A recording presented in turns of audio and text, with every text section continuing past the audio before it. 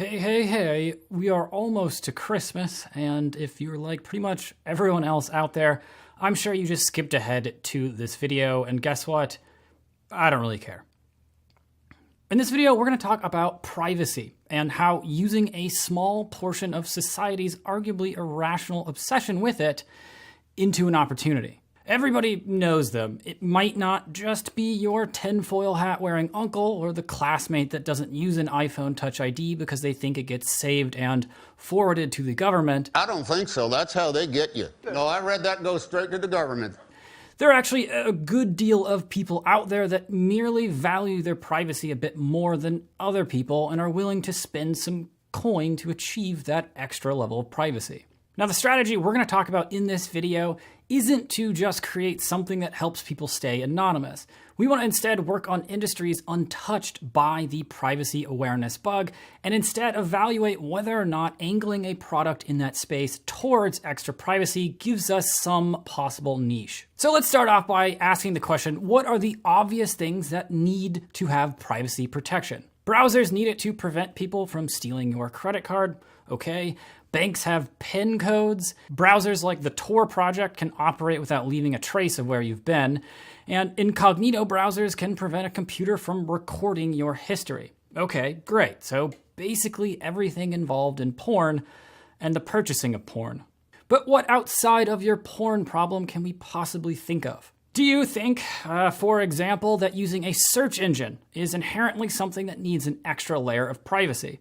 Most people would probably say no, it doesn't really even occur to them. And most people would probably have missed out on the niche opportunity that a company called DuckDuckGo took advantage of. DuckDuckGo is basically Google, with the biggest difference being that they don't track what you search. You see, with only a cursory inspection of the space, you might have actually forgotten about how many times people have had Google searches actually come up in their court cases. As it turns out, Googling how to kill my wife, not a great idea, especially if you're going to kill your wife. And really, no surprise, DuckDuckGo has a sizable audience that uses their service every day solely because of that one single issue, tracking. What about phone numbers, for example? Do you think that giving away your phone number is an abnormal breach of privacy? Again, most people would say no, but if you actually inspect it a little bit farther, you might come to a different conclusion. A company called Abine, A-B-I-N-E, and another company called Burner, they would disagree. They think that giving out your phone number is a problem. They create applications that let you create digital phone numbers that simply patch through to your phone.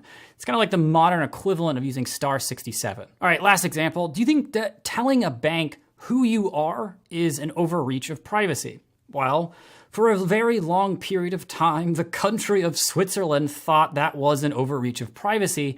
For a very long time, they had a corner on the market for anonymous banking. You want an anonymous bank account? You went to Switzerland. I think you catch my drift. The idea here is to take an industry or a part of a common process and ask two questions. One, can I make this more private? And two, would this actually improve privacy in any meaningful way? If the answer is yes to either, well, you might have an opportunity to cater to the small but vocal group of privacy enthusiasts. So let's try it just theoretically.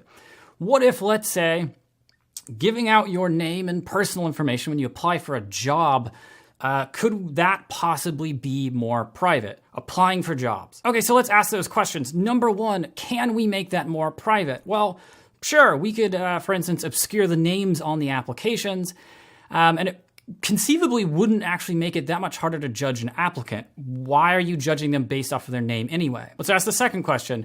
Would this actually increase privacy in any way, and could it possibly be a benefit? Well, yes, it actually would. As it turns out, sex and race bias is so strong in hiring that just having a female or minority sounding name is enough to lower your chances of being selected for an interview. Sad, I know, but very true. Well, surprise, surprise, there are actually firms doing this. One is actually going so far as to create a system that makes your voice sound like some hellish demon so that even once you get to the interview stage, they cannot tell if you're male, female, how old you are, or anything else. On top of that, there are plenty of companies that are creating platforms for people to apply to jobs privately. All right, do you see how that came together?